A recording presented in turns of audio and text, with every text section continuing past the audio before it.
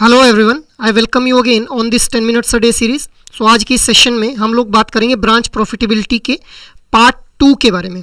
इससे पहले हम लोगों ने history of banking in India के बारे में बात की। तो आज की इस सेशन में हम प्रॉफिट और प्रॉफिटेबिलिटी के बारे में डिफरेंस को समझेंगे और 3 लेवल्स ऑफ प्रॉफिट के बारे में बात करेंगे। तो सबसे पहले हम बात करते हैं प्रॉफिट के बारे में। देखिए, किसी भी ऑर्गेनाइजेशन की जो भी इनकम होती है, उस इनकम में से जब उस ऑर्गेनाइजेशन के खर्चों को माइनस कर दिया जाएगा, we will be getting the profit itself.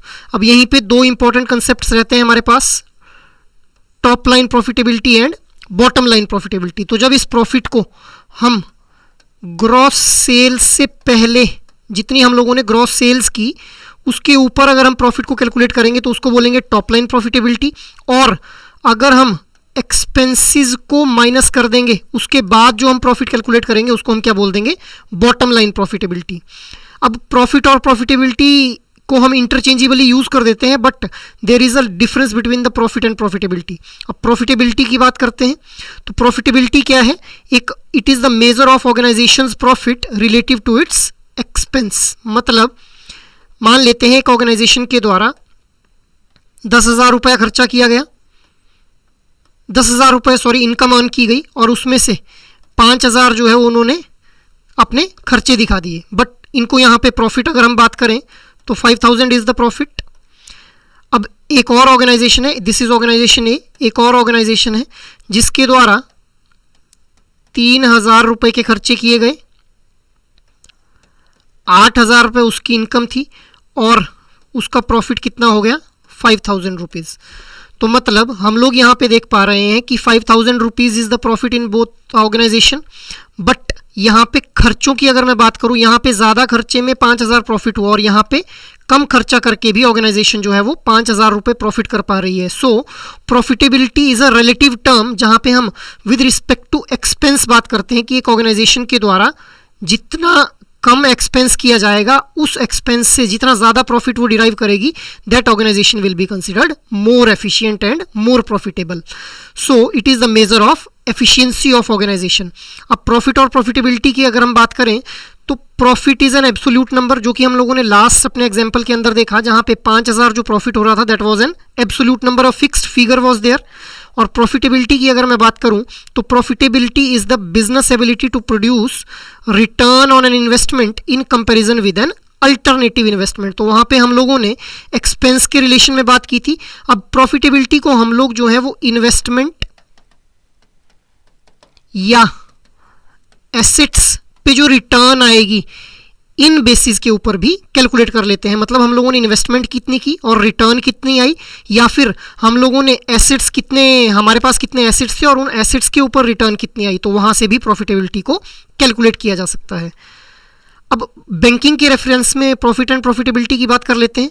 तो हम लोग जानते हैं कि किसी भी ऑर्गेनाइजेशन या फिर किसी भी बैंक के लिए जो उसके एसेट्स हैं वो इनकम प्रोड्यूस करके देते हैं उसके लिए, और जो उसकी लाइबिलिटीज़ हैं उनके ऊपर उसको जो है वो एक्सपेंस करना पड़ता है। अब बैंक के रिस्पेक्ट में अगर हम बात करें तो बैंक के एसेट्स कौन कौन से रहते हैं, लोन्स और एडवांसेस। अब लोन्स और एडवांसेस ये एसेट्स क्यों आते हैं, पहले वाले लेक्चर्स में भी मैं आप लोगों को बता चुका हूँ, यहाँ पे भी हम बात कर लेते हैं। देखिए, लोन्स और एडवांसेस जो है वो बैंक के लिए एसेट इसलिए हैं क्योंकि एक रेगुलर टाइम के बाद, एक रेगुलर इंटरवल ऑफ टाइम के बाद एक कॉन्टिन्यूस इनकम जो है वो बैंक के लिए जनरेट हो जाएगी इन द फॉर्म ऑफ इंटरेस्ट। इसी तरह से अगर हम बैंक की लाइबिलिटीज़ की बात करें तो बैंक की लाइबिलिटीज़ क्या रहती हैं, डिपॉजिट्स एंड बोरोइंग्स। डिपॉजिट्स वो डिपॉजिट्स जो इसके कंज्यूमर्स के द्वारा यहाँ पे इन the form of savings account किए जा रहे हैं या फिर एफडी या आरडी के फॉर्म में किए जा रहे हैं, और borrowings is borrowing from the other banks. तो ये हमारे बैंक्स के लिए एसेट्स और लाइबिलिटीज़ की हम लोगों ने बात की। अब ये जो बैंक के एसेट हैं ये बैंक के लिए इनकम जनरेट करके देंगे, तो बैंक का जो मेजर पोर्शन है रेवेन्यू का वो आता है interest earned on its assets. जो ये एसेट्स बैंक ने जो है वो अपने कस्टमर्स को in the form of loans दिए हुए हैं, उनके ऊपर एक रेगुलर इंटरेस्ट इनकम आएगी, that is the major income for a bank. और इसके अलावा fee it charges from its services, जो भी सर्विसेज ऑफर करता है bank in the form of para banking products और सर्विसेज, वहाँ पे जो फी बेस्ड इनकम बैंक के लिए होती है, that is also a major source of revenue या फिर इनकम फॉर अ बैंक।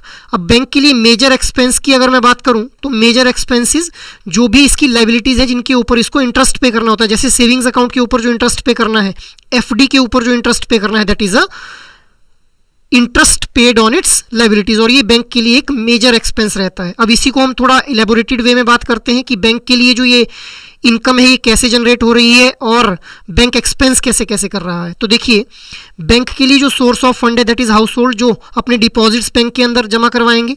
इसके अलावा बैंक जो है वो अदर बैंक से बोरोइंग्स करेंगे। इन दोनों फैक्टर्स के अलावा there is one more factor that is bank capital और ओनर्स इक्विटी। अब देखिए, ये जो हाउस होल्ड और बोरोइंग्स हैं these are the outer liabilities for the bank. Bank ने ये कस्टमर्स को देने या फिर दूसरे बैंक से जो लोन लिया है वहां पे देने हैं।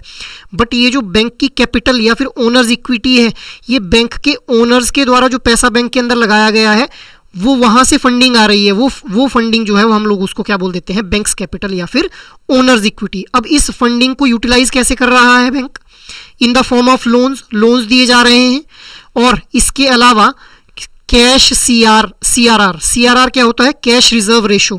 सीआरआर जो है वो इसका यूज बैंक के द्वारा कब किया जाता है? जब मान लो कि सारे हाउस होल्ड्स के द्वारा बैंक्स के अंदर जो उन्होंने फंड्स को जमा करवाया हुआ उसको विड्रॉल की रिक्वेस्ट आती है, तो बैंक उस लाइबिलिटी को पूरा करेगा with the help of this CRR. Next is SLR investment. अब एसएलआर क्या होता है? Statutory liquidity ratio require investment. अब यहाँ पे बैंक जो है in the form of gold या फिर some specific form of government securities invest करता है, जहाँ से बैंक को जो है वो एक इनकम जनरेट होती है। तो these are the form of assets for a bank. अब हम लोग जो है वो अपने बैलेंस शीट की एक इक्वेशन को जानते हैं कि assets is equal to liabilities plus capital. तो एसेट्स क्या हो गए बैंक के लिए? लोन्स, सीआरआर और एसएलआर इन्वेस्टमेंट। और लाइबिलिटीज क्या है? Household and borrowings from other banks. और कैपिटल इज ओनर्स इक्विटी या फिर बैंक्स कैपिटल। तो यहाँ पे हमारी ये इक्वेशन जो है वो हम लोग सेटिस्फाई होते हुए देख रहे हैं in terms of banking, that assets is equal to liabilities plus capital. आगे बात करते हैं 3 लेवल्स ऑफ प्रॉफिटेबिलिटी के बारे में। अब देखिए, जो भी नेट प्रॉफिट होता है वहां तक पहुंचने के लिए हम लोग जो है वो 3 तरह से प्रॉफिटेबिलिटी को कैलकुलेट करते हैं या फिर प्रॉफिट को कैलकुलेट करते हैं। सबसे पहले बात करते हैं ग्रॉस प्रॉफिट की। तो ग्रॉस प्रॉफिट क्या है? सेल्स में से जब आप कॉस्ट ऑफ गुड्स सोल्ड को माइनस कर देंगे, you will be getting the cost gross profit. अब कॉस्ट ऑफ गुड्स सोल्ड में क्या आ जाएगा? जो भी बेसिक जो कॉस्ट जो है वो लगी है हमारे गुड को प्रोड्यूस करने के लिए, जैसे लेबर को वेजेस दिए गए हैं या फिर मशीनरीज के ऊपर कोई एक्सपेंस किया गया है, तो वो हमारी कैलकुलेट हो जाएगी with the help of this cost of goods sold. Example के तौर पे 1 लाख इज द सेल्स, वहां से कॉस्ट ऑफ गुड्स सोल्ड को हम लोगों ने माइनस कर दिया, we are getting the gross profit of 40,000। Next is operating profit.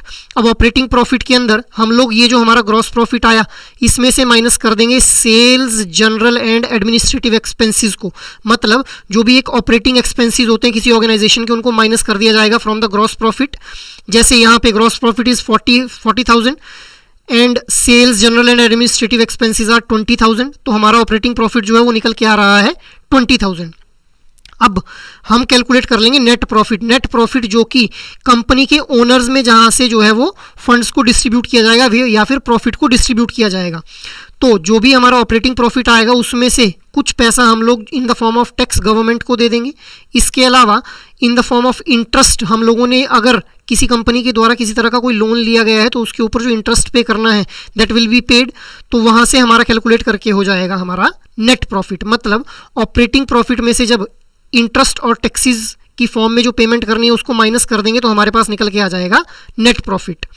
अब अगर हम लोगों ने ये पता करना है कि कितनी सेल्स के ऊपर कितना प्रॉफिट जनरेट हो रहा है, then we will be calculating the profit margin, that is, और उसको कैलकुलेट कैसे करेंगे? You will divide your profit along with your sales. जैसे यहाँ पे इस एग्जाम्पल की अगर मैं बात करूँ तो यहाँ पे अगर हम प्रॉफिट को डिवाइड कर दें विद द सेल्स, मतलब क्या है कि 40,000 को हम लोगों ने डिवाइड कर दिया with sales, that is 1 lakh, तो we are getting the gross profit margin is 40,000। इसी तरह से operating profit margin 20%, net profit margin is 10%। तो ये हम लोगों ने डिफरेंट लेवल्स ऑफ प्रॉफिटेबिलिटी के बारे में बात की। अब देखिए ध्यान से अगर हम देखेंगे तो net profit is the subset of operating profit and operating profit is the subset of gross profit. तो ये हमारी एक शॉर्ट डिस्कशन रही जिसके अंदर हम लोगों ने 3 लेवल्स ऑफ प्रॉफिटेबिलिटी के बारे में बात की। तो अब हम क्वेश्चन डिस्कस कर लेते हैं। Try to answer out this question in your comment box. Company XYZ limited has sales of rupees 10 lakh and gross profit of rupees 4 lakh and operating expenses of rupees 1 lakh. Calculate the operating profit margin. Your options are 20%, 10%, 30% and 40%. So try to answer out this question in your comment box. Last session में मैंने आप लोगों से question पूछा था, how many banks among the following were nationalised during 1969. So the right answer is option D, that is 14 banks were nationalised. So that is all for today's discussion. अगर आप लोगों को ये सेशन अच्छा लगा हो तो आप इस सेशन को लाइक, शेयर और सब्सक्राइब कर लीजिए. And if you have any queries you can call us on this number. That is all for today's session. जय हिंद.